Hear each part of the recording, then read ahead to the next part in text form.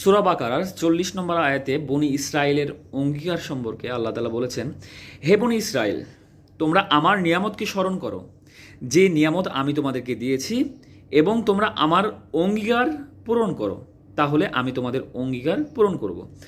আর কেবল আমাকেই ভয় করো। এখানে বনি ইসরায়েল অর্থাৎ আবদুল্লাহ, আর ইয়াকুব আলাইসাল্লামের উপাধি ছিল হচ্ছে বনি ইসরায়েল। ইহুদিদেরকে বনি ইসরায়েল এই কারণে বলা হতো, কারণ হচ্ছে ইয়াকুব আলাইসাল্লামের উপাধি ছিল বনি ইসরায়েল। এই কারণে ইহুদিদেরকে বনি ইসরায়েল বলা হতো, কারণ ইয়াকুব আলাইসাল্লামের সন্তান ছিল 12 জন সন্তান ছিল, এবং এই 12 জন সন্তান থেকে 12টা বংশ গঠিত হয়, এবং এই বংশসমূহে বহু সংখ্যক নবী রাসূল আসেন। ইহুদিদের আরবে বিশেষ মর্যাদা ছিল এই কারণে যে তারা অতীত ইতিহাস এবং ইলম ও দিন সম্পর্কে অবহিত ছিল।